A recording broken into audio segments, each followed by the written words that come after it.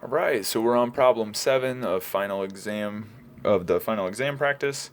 And in this problem, we want to find the general solution and initial value for this differential equation. So y prime minus e to the minus y times cosine of x equals 0 with the initial value y0, y of 0 equals 0.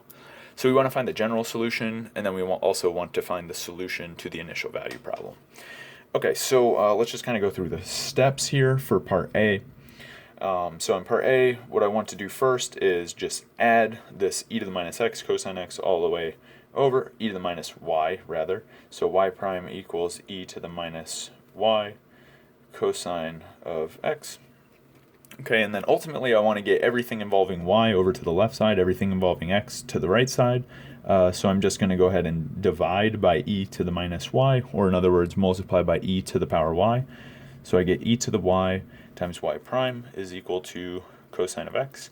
So I've gotten to that point. I have everything with y on the left, everything with x on the right. And so this is the point where I want to rewrite y prime as dy over dx. So I have e to the y times dy over dx is equal to cosine of x. Okay, and then I'm going to multiply by my derivative dx. And so I know that when I multiply dy by dx, the reason we write it as this fraction is because it then gives us the differential dy. So essentially, if you want to think about it this way, just now take that dx and put it over here, right? So you got cosine x dx. So now I have all my y's and dy's on the left, all my x's and dx's on the right, and so I can go ahead and integrate at this point. So I want to integrate. Okay, cool. So integrating this expression, both sides, right? Left side I integrate with respect to y, right side I integrate with respect to x. Okay. So this is going to turn into, so I'll get a constant, a plus c, essentially for both sides. In general, those constants are different. They're just arbitrary constants. So as long as I just retain 1 plus c, that's what I'll go with. I'll just leave a plus c, for example, on the right side of the equation here. So I integrate e to the y with respect to y, and I get e to the y back, and then in general plus a constant, but I'll carry that constant over to the other side of the equation. When I integrate cosine of x, I get sine of x plus a constant. And so this plus c that I'm writing here is actually a combination of the constant that comes from this indefinite integration and also from this indefinite integration. Okay, but either way, there's just some arbitrary constant in our equation right now. Okay, and so this is essentially the general solution. This is our implicit solution, because I don't have it written as like y specifically equals this stuff.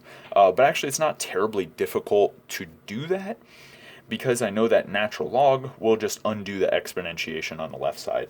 So in fact I can get an explicit solution, which is what I would prefer to see on an exam. Of course the implicit solution is correct, but we just want to go one step further if it's possible to get the explicit solution. So it'd be like natural log of sine of x plus a constant. Okay, and this is our explicit solution.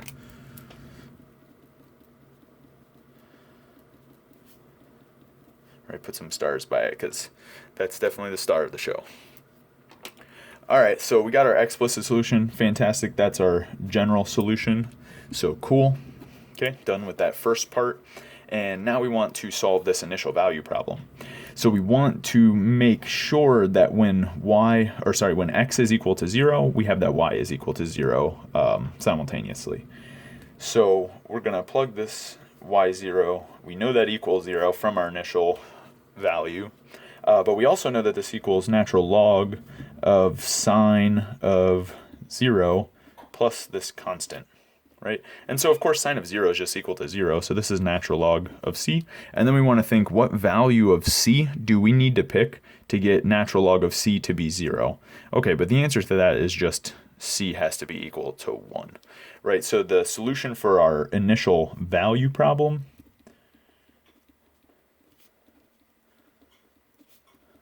is just exactly the same thing as the general solution, except now we have a specific value of c.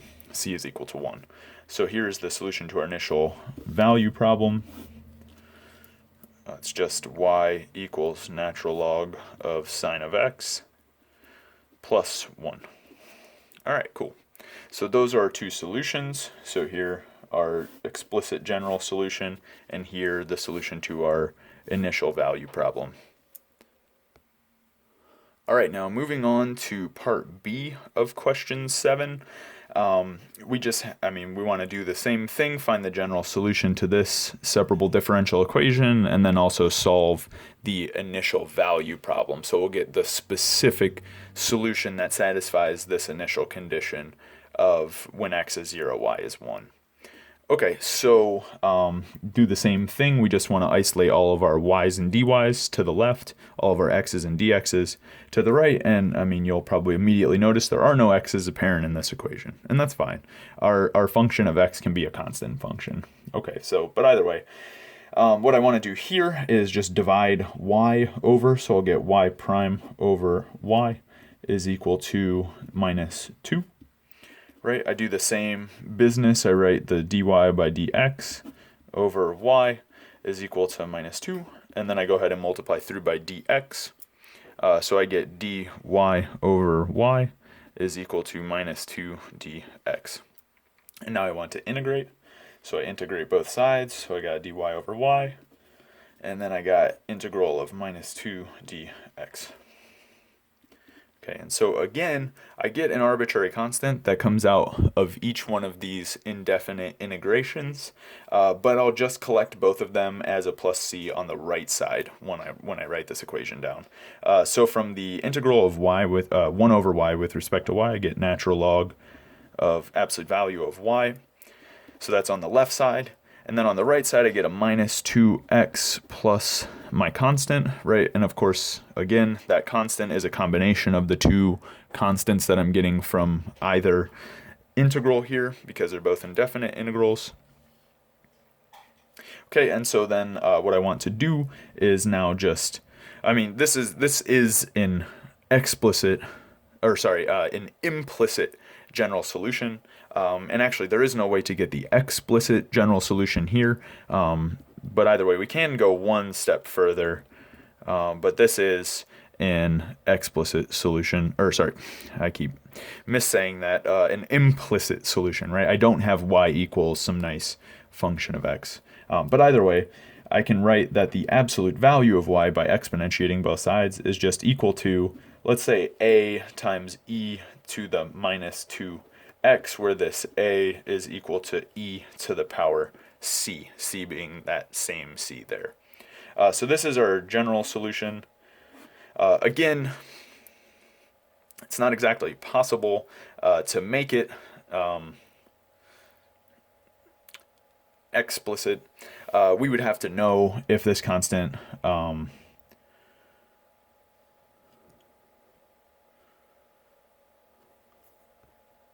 well, alright, so either way, this y can be positive or negative, and all we're saying is that the absolute value has to conform to this specific form here. So okay, this is our general solution. And then to solve our initial value problem, we just need to figure out what constant a we're going to get when we make y of 0 equal to 1.